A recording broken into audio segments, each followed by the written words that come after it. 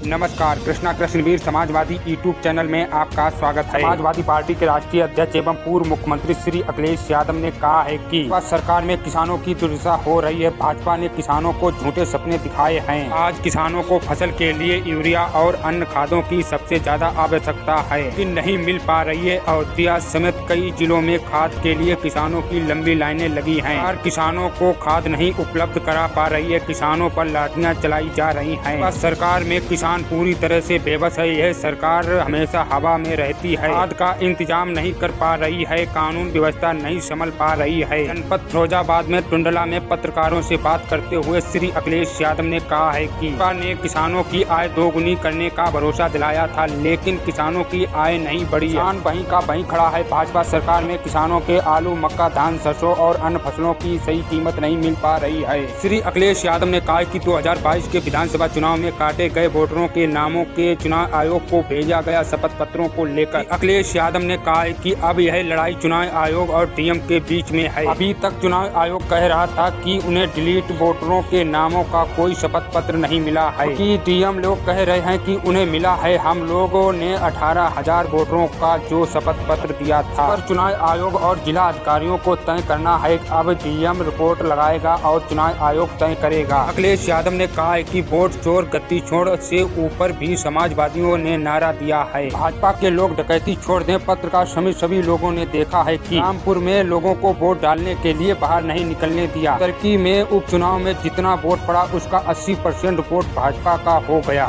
में चुनाव आयोग और भाजपा और जिला प्रशासन की तिकड़ी ने लोकतंत्र को कमजोर कर रही है। उन्होंने कहा है कि वोटिंग का रिकॉर्ड देने के मामले में भाजपा जो कहेगी चुनाव आयोग वही करेगा। भाजपा को डर है कि उपचुनाव में पुलिस ने प्राइवेट ड्रेस में जो वोट डाला है इसकी पहचान हो जाएगी, इसलिए वोट किसने डाला है इसकी रिकॉर्डिंग नहीं मिल रही है। अलीगढ़ में सभी ने देखा कि कैमरे से पकड़े गए थे। एक सवाल के जवाब में श्री अखिलेश यादव ने कहा है कि तंत्र में जब तानाशाह घबराते हैं तो अपनी कुर्सी बचाने के लिए तो मनमानी भरे फैसले लेते हैं। लेने के बाद भी दुनिया को कोई तानाशाह, चाहे जर्मनी का रहा हो या इटली और रशिया का तानाशाह रहा हो, वह अपनी कुर्सी नहीं बचा पाया है। कि यह अपडेट यहीं पर समाप्त होती है। कल नए अपडेट के साथ फिर मुलाकात होगी। डेली अपडेट्स देखना चाहते हैं तो चैनल को सब्सक्राइब, लाइक, कमेंट करें।